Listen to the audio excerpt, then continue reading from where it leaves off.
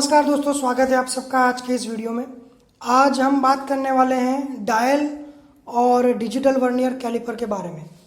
Vernier caliper का basic video मैंने इससे पहले अपलोड किया हुआ है। उसमें हमने मैकेनिकल वर्नियर कैलिपर के बारे में जाना था, उसका कंस्ट्रक्शन, उसका वर्किंग प्रिंसिपल और कैसे मेजरमेंट लेते हैं, उसका लिस्ट काउंट, उसके बारे में।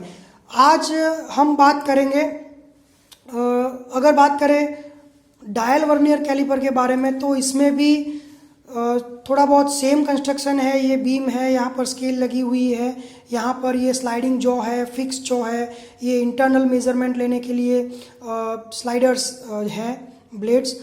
ये वाला लॉकिंग नट है, ये स्लाइडर को लॉक करने के लिए। ये वाली जो है वो डेप्थ मेज़र करने के लिए ब्लेड जो पीछे से निकलती हुई है वहाँ। ये मेन स्केल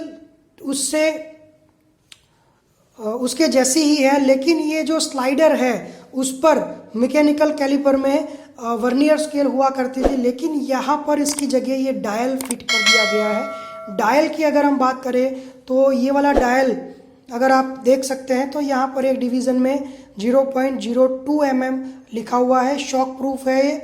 और यहाँ पर 0 से लेकर के 0.9 तक इंडिकेशन है, फिर ये 0 होकर के फिर ये 0.9 तक जा करके 0 इंडिकेशंस पे जा रहा है।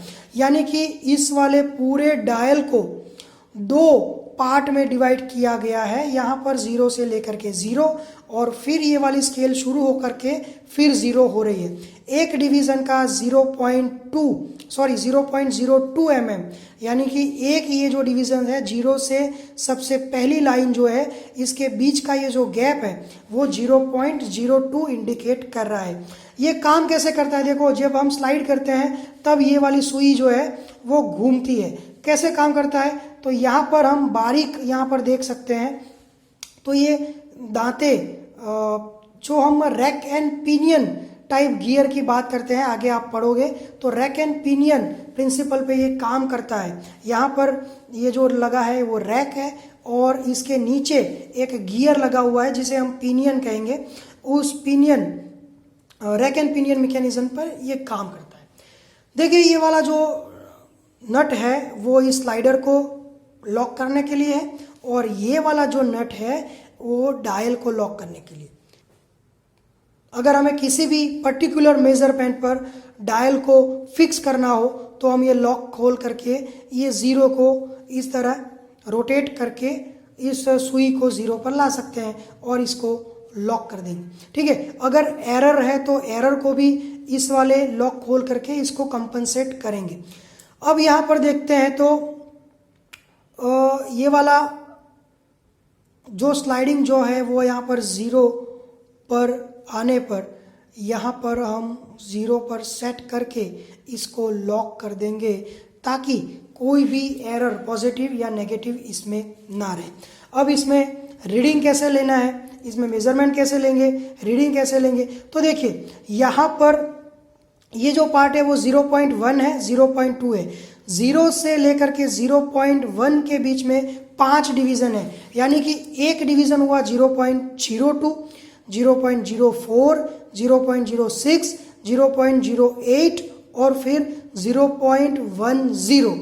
अगर यहाँ पर बात करें तो 0.1 तो है, एक डिवीज़न 0.1, 0.02 यानी कि 0.12, 0.14, 0.16, 0.18 और फिर 0.20।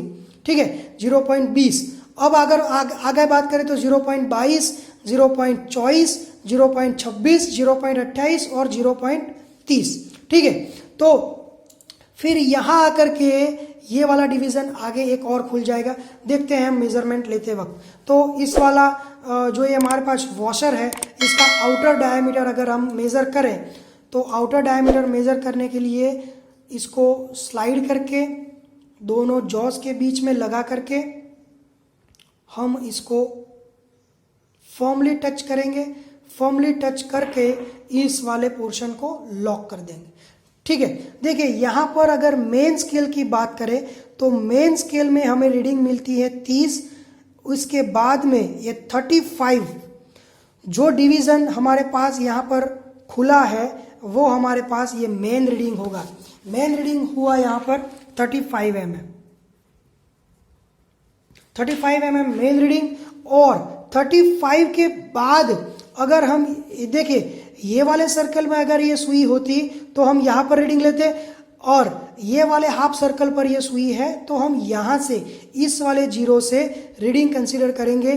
तो ये 8 के बाद 0.8 के बाद एक डिवीज़न और दूसरे डिवीज़न पर है, तो 0.8 और 0.82 और 0.84 यहाँ पर 35 इंटू 35.84 यहाँ पर देखिए ये पहले और दूसरे डिवीज़न पर है 0.82 और 0.84, तो हमारा ये वाला जो रीडिंग है वो 35.84 रीडिंग यहाँ पर शो करता है। तो डायल इंडिकेटर में इस तरीके से हम रीडिंग ले सकते हैं। बाकी जो कंस्ट्रक्शन है वो इसका मैकेनिकल वर्नियर कैलिपर से मिलता जुलता ही है।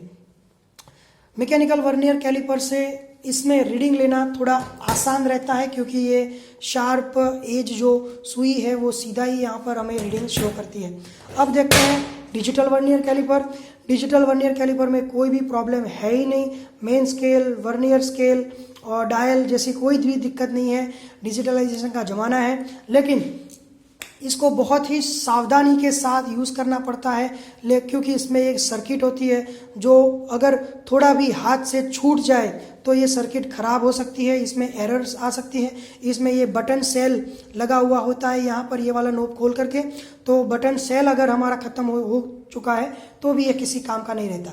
देखिए यहाँ पर एक ऑन ऑफ बटन है जिससे हम इसको ऑन या ऑफ कर सकते हैं। यहाँ पर ये जो ब्लू कलर का बटन है ये इंच से mm में इसको डालने के लिए होता है। अभी ये mm शो करता है, लेकिन अगर हम ये बटन दबाएंगे तो वो रीडिंग्स हमें इंच में देगा। ठीक है, यहाँ पर अगर कोई एरर है, पॉजिटिव एरर या नेगेटिव एरर, तो उस एरर को भी हम यहाँ पर 0 कर सकते हैं। मान लीजिए इतनी एरर है हमारे पास 0.16 की, तो यहाँ पर अगर हम 0 करना चाहे तो भी हम इसको 0 कर सकते हैं। और ये वाला बटन जो है वो ओरिजिन का है। मान लीजिए कि यहाँ पर हमें कोई भी रीडिंग को फ्रीज करना है और यहाँ से फिर आगे हमें रीडिंग कितना मिलता है वो हमें लेना है, तो यहाँ पर हम इसको ओरिजिन कंसीडर कर देंगे। ओरिजिन कंसीडर करेंगे तो फिर ये आगे उस वाले ओरिजिन से रीडिंग लेना शुरू करेगा। मेजरमेंट लेने के लिए सिंपली डिजिटल वर्नियर कैलिपर को हम ऑन करेंगे और जो भी हमारे पास जॉब है, मान लीजिए इसका इंटरनल डायमीटर हमें मेज़र करना है, तो इंटरनल ब्लेड्स के यूज़ से हम यहाँ पर स्लाइड करके इसका मेज़रमेंट ले सकते हैं। इसको लॉक कर लीजिए तो ये वाला सीधा ही हमें mm में 12.94 mm रीडिंग जो है वो शो करता है। तो डिजिटल वर्नियर कैलिपर का यूज़ बहुत ही इजी है। तो यही है इस वीडियो का अंत। हमने देखा डायल वर्नियर कैलिपर और डिजिटल वर्नियर कैलिपर को कैसे यूज़ करते हैं और कैसे उसे रीडिंग नोट करते हैं।